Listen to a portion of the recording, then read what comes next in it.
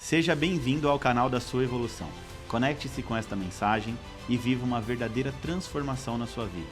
O Evolução Diária de hoje já vai começar. Olá, queridos, bem-vindos à Evolução Diária de hoje, sexta-feira, dia 14 de março de 2025. Eu sou o pastor Vitor Santos e estou aqui para te ajudar no seu processo de evolução. Hoje nós vamos estudar o capítulo de número 7 do segundo livro de Crônicas, mas antes da gente entrar literalmente no nosso estudo de hoje, eu quero te pedir para você curtir, comentar e compartilhar esse vídeo com seus amigos e familiares, em nome de Jesus. Como eu sempre digo, se a Evolução Diária tem sido bênção para você, curte, comenta aí, compartilha. Também quero aproveitar para te fazer um convite muito especial. Nosso domingo já está chegando, domingo na Evo, às 10 e 18 horas, nossos cultos de celebração. Você e a sua família, todos vocês são meus convidados. Esteja conosco nesse domingo para juntos celebrarmos ao Senhor em nome de Jesus, tá bom? Às 10 e às 18 horas são os nossos cultos, da manhã e à noite, tá bom, gente? Em nome de Jesus, vamos lá, 2 Crônicas, capítulo 7.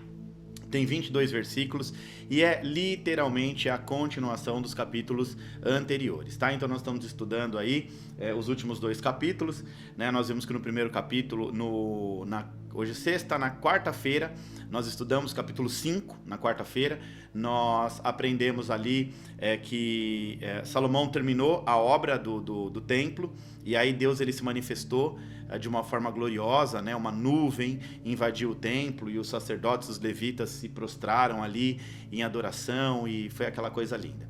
Aí no capítulo anterior a gente vê que depois desse fato maravilhoso, desse feito maravilhoso, aí Salomão ele vai fazer uma oração, uma intercessão profética ali em favor do povo e tudo mais, pedindo para que a glória de Deus sempre estivesse com eles. E aqui, assim que Salomão acabou de orar, olha o que aconteceu.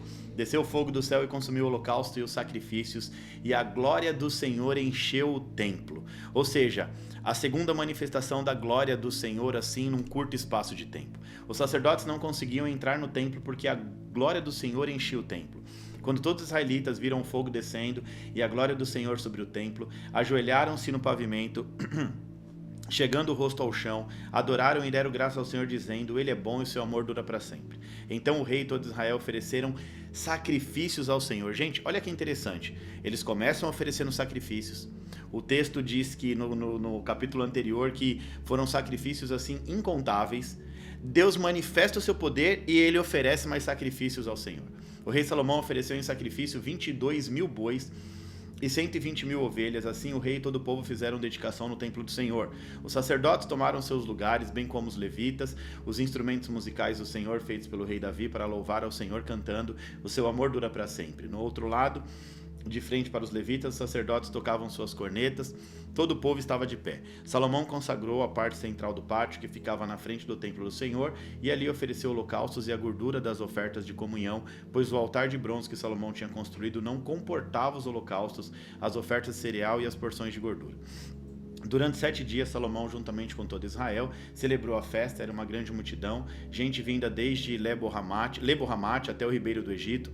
No 8º dia, realizaram uma assembleia solene, levaram 7 dias para a dedicação do altar e a festa prolongou por mais 7 dias. No dia 23 do 7º mês, ele mandou o povo para suas casas e todos se foram jubilosos, de coração alegres, pelas coisas boas que o Senhor havia feito por Davi, Salomão e por todo o seu povo.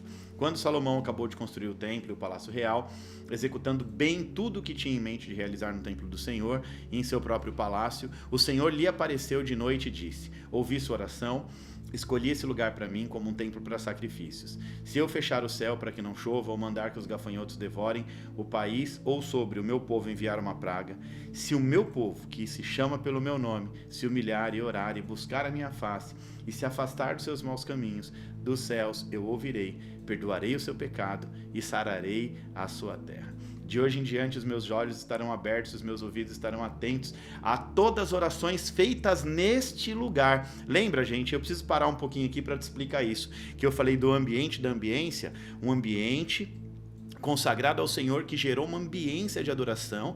Deus tinha aprovado aquele ambiente, derramando a sua ambiência, o seu favor, a sua graça, a sua misericórdia.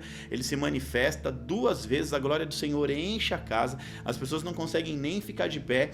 Ele está dizendo aqui, ó, se o povo continuar firme, orando, buscando, se caso ele se eles pecarem, se caso eles saírem dos meus caminhos, como Salomão tinha dito no capítulo anterior, né? Se o povo, por acaso, fizer alguma coisa que te desagrada, e aí Deus está dizendo, ó, se eu fechar o céu para que não chova, ou mandar gafanhotos, tal, se o meu povo, ou seja, clamar, se humilhar, buscar, ele estava falando para Salomão, esse lugar é um lugar de reconciliação, um lugar de restauração espiritual. Se o meu povo falhar, mas se voltar a mim, vier ao templo, me adorar, eu vou curar, eu vou sarar o pecado, eu vou ouvir, eu vou estar no meio do povo novamente. De hoje em dia os meus olhos estarão abertos e os meus ouvidos atentos às orações feitas nesse lugar, ou seja, esse lugar foi escolhido por Deus, né? Aquele templo foi um lugar escolhido por Deus para que o povo pudesse prestar ali um culto de adoração. Escolhi e consagrei esse templo para que o meu nome esteja nele para sempre. Meus olhos e meu coração sempre estarão nele. E se você andar segundo a minha vontade, como fez seu pai Davi, e tudo que eu lhe ordeno, obedecendo aos meus mandamentos e às minhas leis, firmarei o seu trono, conforme a aliança que fiz com Davi, o seu pai, quando lhe disse, você nunca deixará de ter um descendente para governar Israel. Mas se vocês se afastarem de mim, abandonarem os decretos, os mandamentos que lhes dei, prestarem culto a outros deuses e adorá-los, desarraigarei,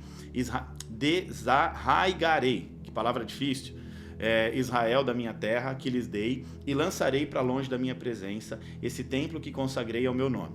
Farei que ele se torne motivo de zombaria entre todos os povos. E embora agora este templo seja imponente, todos os que passam por ele ficarão espantados e perguntarão, por que o Senhor fez uma coisa destas a esta terra e a esse templo? E a resposta será, porque abandonaram o Senhor, o Deus de seus antepassados, que os tirou do Egito, e se apegaram a outros deuses, adorando-os e prestando culto. Por isso lhes trouxe sobre eles toda essa desgraça. Aqui, na verdade, Deus já estava fazendo um alerta sobre aquilo que acontecia no tabernáculo. Então, antes do templo, o tabernáculo, como eu já disse para vocês, já expliquei em capítulos anteriores, né?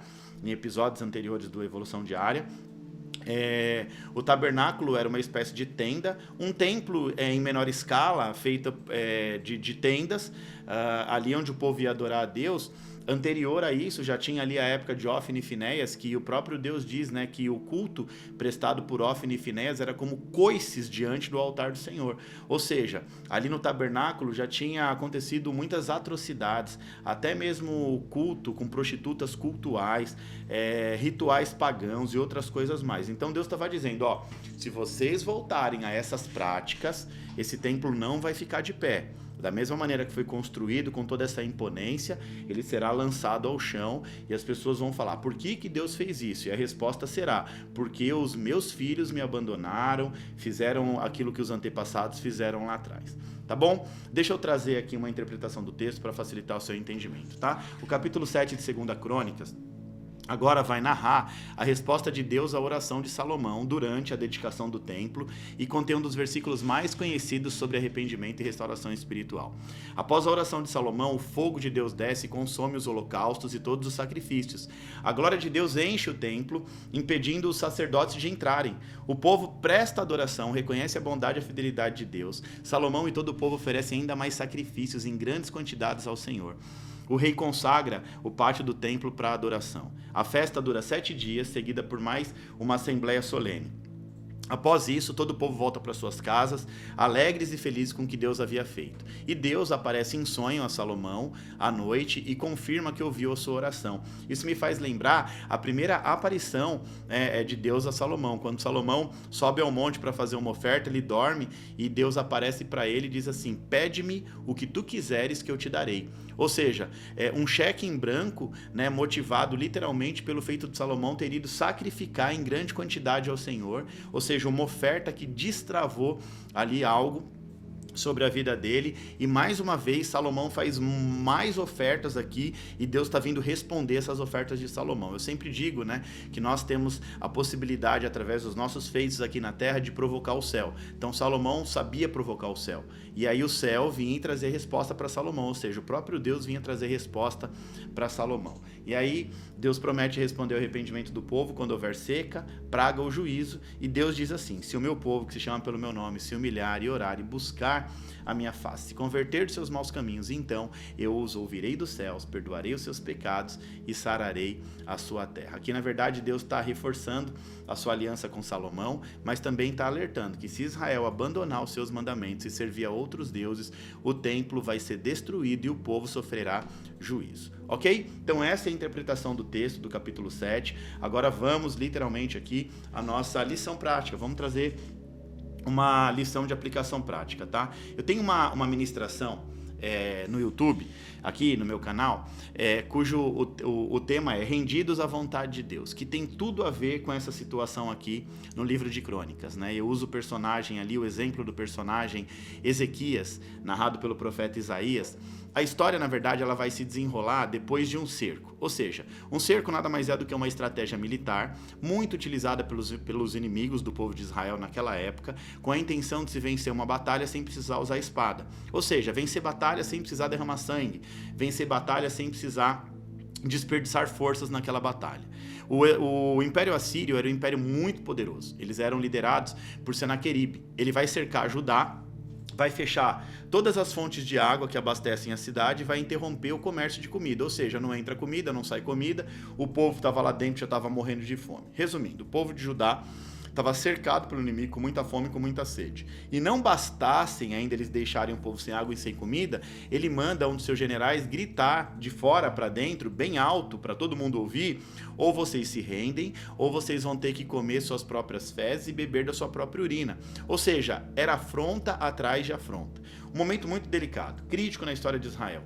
Um inimigo muito poderoso, minando ali a confiança do povo de Deus, minando a fé em Deus. A fé começa a ser ridicularizada e o povo é convidado para se render sem apresentar resistências. O rei de Judá, Ezequias, não tinha como combater fisicamente aquela batalha, não tinha contingente, pessoas, exército poderoso para enfrentar aquela batalha. Então a Bíblia diz que ele convoca o seu grupo de homens para a batalha.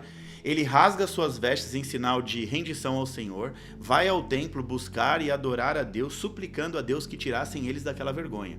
Deus então responde à oração de Ezequias, assegura que Senaqueribe não entraria em Judá, Deus protege o seu povo, Deus devolve a eles a confiança, dá a eles a vitória na batalha sem precisar lutar. Olha só, Senaqueribe faz um cerco para não precisar lutar e vencer uma batalha. E quem não precisou lutar essa batalha no físico foi Ezequias com os seus homens. Na verdade, ele não lutou no físico, mas ele lutou no campo do espírito. Ele foi orar, ele foi buscar a presença de Deus. A Bíblia diz que anjos do Senhor passavam pelo acampamento assírio e matavam os soldados. E os que ficavam vivos se tremiam de medo e fugiam, corriam dali. Qual foi o segredo da vitória de Ezequias e do povo de Judá? 2 Crônicas, capítulo 7, versículo 14, narra exatamente o segredo da vitória de Ezequias. O segredo da vitória foi: e se o meu povo, que se chama pelo meu nome, se humilhar e orar e buscar a minha face e se converter dos seus maus caminhos, então eu ouvirei dos céus, perdoarei os seus pecados e sararei a sua terra. Ezequias confiou em Deus, se humilhou na presença de Deus, orou a Deus e Deus deu a ele a vitória diante de um poderoso inimigo. Olha só, relacionamento. Se você manter o seu relacionamento com Deus ativo, orar, buscar a presença de Deus, se converter dos seus maus caminhos, se converter dos seus maus hábitos, o próprio Deus diz que ouvirá do céu e intercederá e agirá ao seu favor. Deus, ele havia se manifestado em uma nuvem de glória, em fogo consumidor, e estava dizendo que ia continuar se manifestando caso o povo continuasse buscando a presença dele. Eu continuo manifestando a minha glória no meio do meu povo, desde que o povo se mantenha firme na minha presença. Deus, ele estava firmando uma aliança, é isso mesmo, uma aliança com Salomão. Deus estava dizendo para Salomão: Salomão, se você e o povo se manter firme, eu vou honrar, eu vou abençoar, eu vou manifestar minha glória no meio do povo. Deus estava amando o que estava acontecendo, tanto é que em 3 capítulos Deus se manifesta 2 vezes. Nós vemos a oração de Salomão, a manifestação do poder de Deus. A gente vê Deus se manifestando nesse capítulo mais uma vez e dizendo: se o meu povo, que se chama pelo meu nome, se orar, se humilhar, ou seja, se esse povo buscar a mim de todo o coração, tiver um relacionamento, quiser um relacionamento de profundidade, eu vou estar aqui manifestando a minha glória. Gente, isso é lindo demais. Eu, como pastor, eu tenho tentado a todo momento instruir, ensinar o meu povo, o povo que Deus concedeu para que eu pudesse direcionar, o povo de Deus a qual eu sou líder espiritual, a manter um relacionamento com Deus íntimo, diário, a aprender a respeitar o ambiente da adoração, o ambiente da palavra, o ambiente que gera a ambiência necessária, que pode mudar as nossas vidas para sempre, gerando transformação, gerando caráter cristão, trazendo favor de Deus, graça, misericórdia. Então que nós possamos manter um relacionamento firme com Deus, assim como Deus disse aqui para Salomão: se vocês manterem um relacionamento firme comigo, eu vou continuar manifestando a minha glória. Que texto lindo, gente, maravilhoso. Glória a Deus por isso. E assim nós finalizamos mais um capítulo aqui de 2 Crônicas. Agora é hora de agitar as redes sociais mais uma vez. Se você ainda não curtiu, não comentou e não compartilhou, faz isso agora em nome de Jesus. Aproveita também, tira um print bem bonito da tela, posta na sua rede social, me marca para eu repostar tudo, tá? Te espero domingo na Evo, os nossos cultos de celebração, às 10 às 18 horas, não fique de fora, vamos adorar a Deus, vamos ter um relacionamento profundo com o nosso Senhor, e segunda-feira nós vamos estar aqui novamente no Evolução Diária, e eu te espero aqui às 7h40. Domingo na Evo, às 10 às 18 horas, e segunda-feira novamente aqui no Evolução Diária, às 7h40. Que Deus te abençoe, eu quero te desejar um excelente final de semana, quero te ver domingo na Evo e segunda-feira aqui no Evolução Diária. Deus abençoe!